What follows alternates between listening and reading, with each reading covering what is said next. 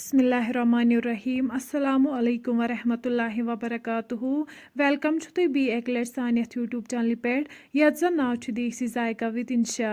Video start करने brought अगर तुम सान चैनल पे नई छो सन यूट्यूब चैनल करो सब्सक्राइब वीडियो करो लाइक तो शेयर बे दीजो पन फीडबैक आज बनाओ इस मटर तो कोकुड़ यमिच रेसिपी बह तुम सत शेयर कर तो करो अजुक वीडियो स्टार्ट रेसिपी बनाने खतर यम मटर निमित यम करो गो असल पे साफ युथु इस मटर मकलो असल पे साफ कर अम पे त्रो अत मज आब दिमोस लगभग 2 घंटा रेस्ट 2 घंटे बाद तुलो वन ठांड थोद अम पे निमो वन प्रेशर कुकर अत मज त्रो रोंग बी त्रो अत मज मर्ज लेदर चमचे अख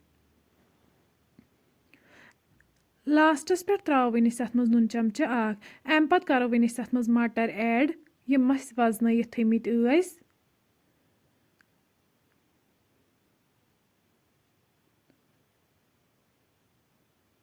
वन थो अत पे लिड लगभग दिमोस 2 to 4 विसल यीतिस कालस यम मटर सॉफ्ट गछन 4 विसल बाद खुलावन लिड मटर लगभग सॉफ्ट गमित अम पे निमो कड़ाई अत मज त्रो आब बी त्रो अत मज नुन चमचे 2 लेदर चमचे अख वन त्रो अत मज कोकुड़ इस गोडनेथ साफ कर थोमुत तुम हेकि यन वुचित कोकुड़ असल पे अत लोगमुत असल पे फुकर अम पे निमो वन प्रेशर कुकर अत मज त्रो तेल तेल युथु गरम गि अत मज करो कोकुड़ ऐड वन करहोन कोकुड़ असल पे फ्राई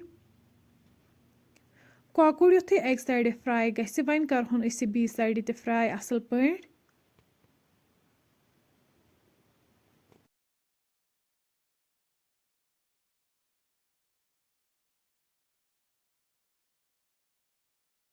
कोकुड़ फ्राई गसित कड़ो अकिस प्लेटस मज नेबर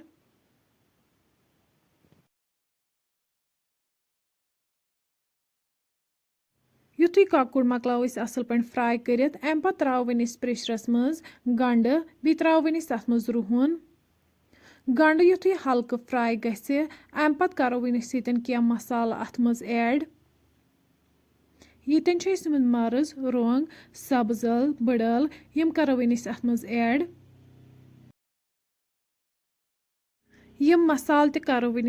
हल्क फ्राई अम पे करो अत मज मटर ऐड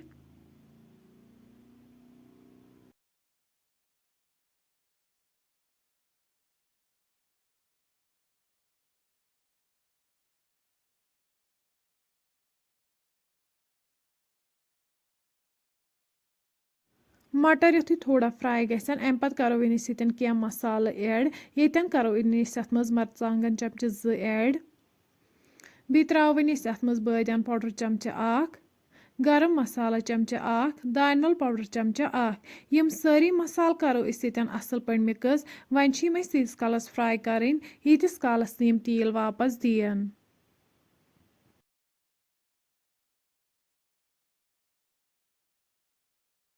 तुम हेकि यतन वुचित यमो दियुत तेल वापस अम पे करो अत मज आब गिलास 2 ऐड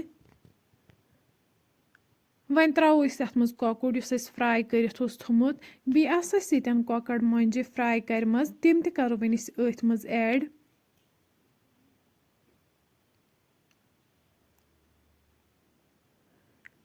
कोकुड़ करो असल पे ग्रेवी सत मिक्स अम पे थो अत पे लिड दिमोस 1 to 2 विसल 2 विसल बाद तुम हेकि यतन वुचित सन रेसिपी बिल्कुल तैयार अम पे करो रेसिपी गर्मा गर्म सर्व बतस सत फ्रेंड्स अगर तुम सोन अजुक वीडियो पसंद आमुत सन यूट्यूब चैनल करो सब्सक्राइब वीडियो करो लाइक तो शेयर बे दीजो पन फीडबैक अल्लाह हाफिज।